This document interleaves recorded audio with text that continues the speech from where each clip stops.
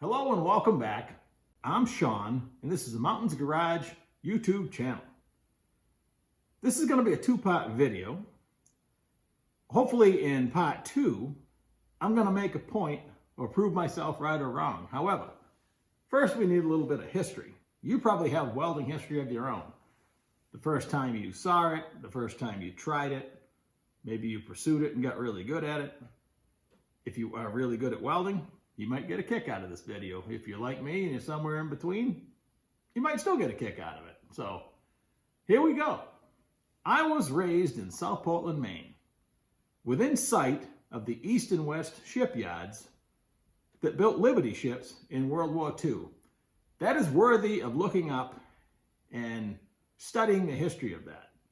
Henry Kaiser, the Henry J guy, and among other things, designed a cargo ship because the Allies needed cargo ships in a hurry because the German U-boats had blown most of them out of the water and America hadn't even entered World War II yet.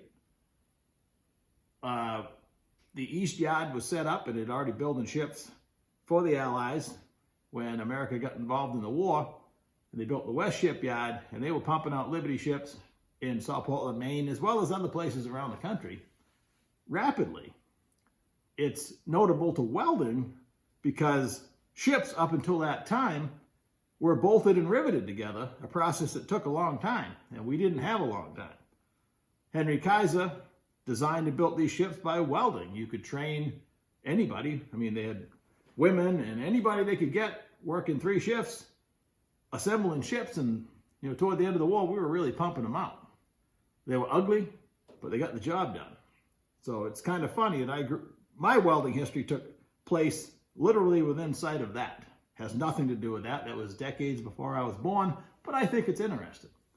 My welding history, my first exposure to it, I've mentioned him before, but my brother was just old enough that he was into cool stuff while I was still pedaling my bike around. So days my brother was out in the driveway working on hot rods. I know he had a coupe of some sort. He was boxing in the frame and whatnot. There was a cord that was strung up out of the basement of the house out into the driveway. My instructions were not to ride my bike over that and not look at the arc. Later that summer, I believe, there was a solar eclipse, and my brother let me watch it through his welding helmet. So I knew the helmet protected your eyes from really bright things. Don't look at the arc and don't run over the cord. Being exposed to this and other cool things, choppers and Tri-5 Chevys and miscellaneous friends of my brother's coming and going and all their, you got to remember, they were actually driving muscle cars in the heyday of it. So how cool was that? I'm just a kid on a bike watching it. So it's no wonder I turned out the way I am. I'm pretty sure I would have turned out this way anyway, but fast forward, now I am into cars. My first 2 cars, I've told you, were a 70 Chevelle, an SS396 and SS454, and I fought my way through exhaust systems and all kinds of things that today I would reach for my welder for, one of my welders. Back then, welding was not an option. Eventually, the second Chevelle, I wanted to go fast enough where I needed a roll cage. So I bought a kit, I'm sure, probably at least a 6-point. And my buddy Jim, the guy that did the excavating out here, came over with his dad's stick welder.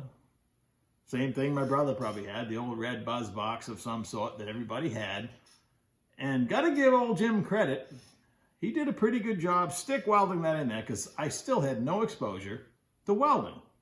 I worked at 2 transmission shops, and we had a set of torches with a brazing tip and brazing rod, and that's how you fixed a dipstick with a hole in it. Or sometimes it would be a shop project, and if you had to connect metal, that's the only way we had to do it.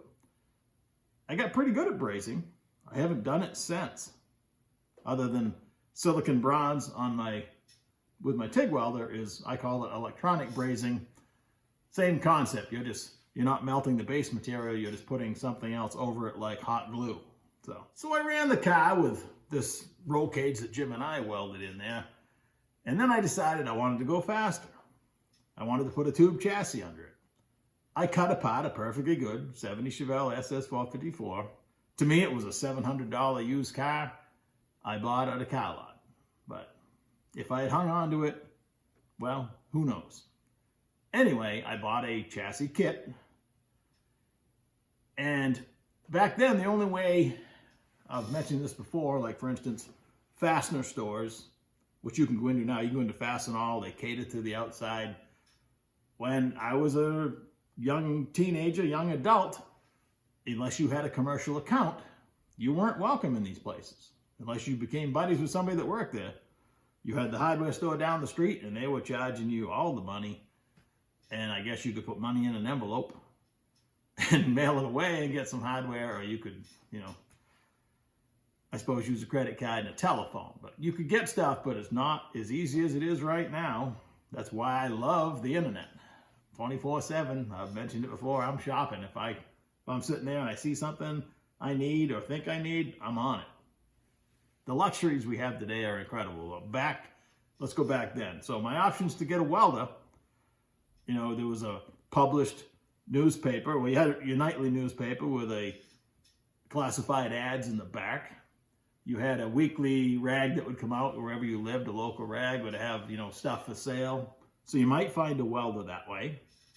You might pick one up word of mouth. Or in my case, the Snap-on guy had one on his truck. It was a YA212 Snap-on MIG welder. I was building a mild steel chassis. I had never MIG welded before. I bought the welder. I believe it was made by Lincoln. And I taught myself to weld, kind of. I fought with that welder, and I really was convinced that I sucked. I put the car together. I raced the car. I sold the car. The guy crashed the car, and he lived. So I guess it was successful, but they certainly were not welds I would consider pretty, or I would even consider if I welded something that came out like that today, I would cut it in half and try again. So I fought with this welder for a few years while I was building the car.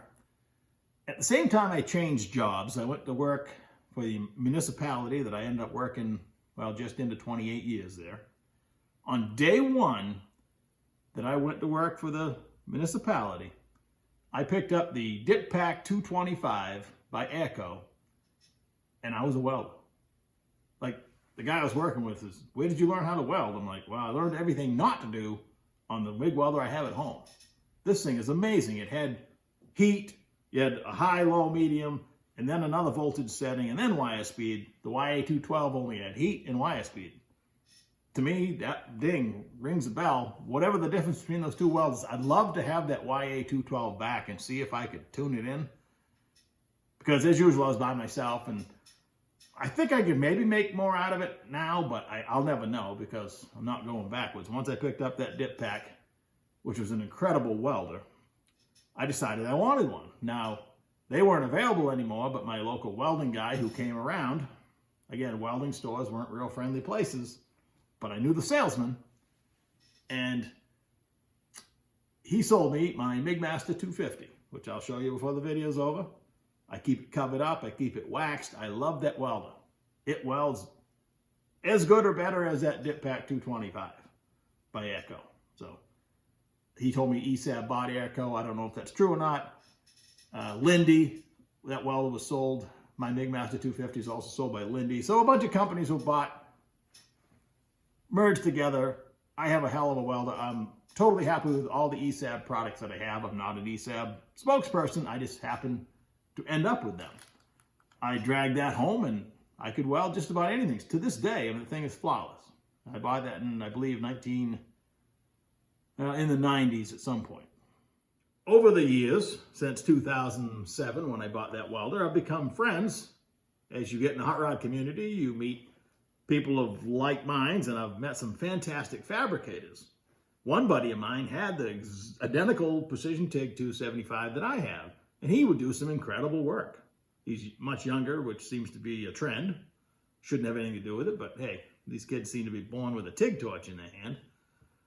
On several occasions, we'd share settings like on the phone, and when he was here, he would try my welder, and he didn't have any much more success than I had with mine. I was going through a stage where I was actually practicing on some stainless exhaust tubing, and I just couldn't get it to look. I wanted colors, and I wanted it to be pretty instead of all gray and overheated looking. And he was having the same trouble with my machine on my bench with my stuff. So it made me feel a little bit better, but I still thought maybe there's more out there. I've met other fabricator buddies. They literally just pick up, you know, they can weld a beautiful bead on the aluminum. They do exhaust work like you'd see in a magazine, all with their tiny inverter welders, which have become popular since I bought the old Precision TIG 275. You can still buy that. They used to be about 14 grand. They're down around 10,000 bucks now. You can buy an inverter suitcase welder for less than $1,000.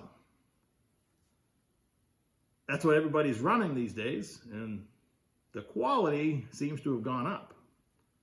So my curious mind starts to work.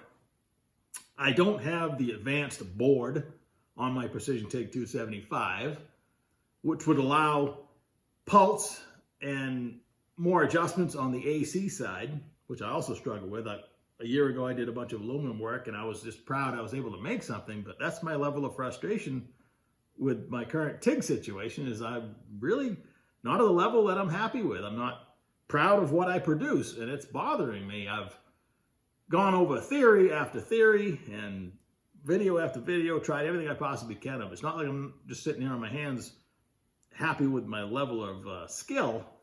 I want to do something to improve it. So I was pricing out the advanced board for my transformer. That's a transformer machine. The big giant ones, the inverters are the small ones. And it's $500 and almost $600 for the advanced board that would give me pulse capabilities, but I'm not sure I've never been happy with the AC performance. I've never done any aluminum welding that I would say, hey, that looks really nice. When it hit me, this is only like a week and a half ago, I'm going to buy for less than $1,000, for not much more. It's actually turned out to be exactly $200 more than buying a board for that machine and hoping for the best. I bought a Alpha TIG 203 XI, which even has like fast set. It even will set the settings for you, or you can go into the advanced screen and do it both. I'm used to doing everything manual, so it's not a big deal, but I'm willing to try it even on the dummy settings because I'm ready to admit that I need help. So I had been shopping for almost a week when my buddy Charlie called and said, hey, he has a TIG welder himself. It's a snap-on MIG TIG combo, and having some frustrations with that. He's like, I want to buy one of these small TIGs. I'm like, I am almost done with my research and shopping, and we both bought one last week. It's not here yet. And I am so curious of what's going to happen. I have a lot of aluminum stuff to do. So as a treat / punishment to myself, this is how Sean Logic works. It's $200 different between the pulse board for my machine or buy a whole nother welder. A intake elbow that I'm going to need to put my throttle body on the 4-barrel style intake that I bought for the Dart was $200. I'm going to make one out of aluminum with my new welder, hoping that I just saved that $200 with a bunch of junk. So that'll be in the next video. The welder's going to show up, I hope, next week. It's been shipped. I have a confirmation of that anyway. And I'm going to hook it all up. Probably not practice a whole lot. I want to be able to just hit the ground running with the skills I currently have and just see if the welder makes a difference, like it did one other time with the MIG welder. Now, I know it's pretty rare that just changing the equipment, I'm not going to take the easy way out and say that's always the way to do it. That's the only one time in my life it's ever happened. So I guess, I mean, like, I'm thinking like NASCAR, when you got a really good driver and bad equipment, you put him in good equipment, he's supposed to run better. Kyle Larson, somebody like that. I'm not the Kyle Larson of welders, that's for sure. So, but I'm willing to try. I'm only 56. I got a long ways to go, and I would like to be better at this. I'm probably never going to be great, but I want to be comfortable anyway. So in the next welding video, welding part 2, we're going to see if this all plays out. I'm either going to fail, still be stuck middle of the road, or be super happy. And speaking of super happy, I hope you are having a great Friday. and I'll catch you in a couple days.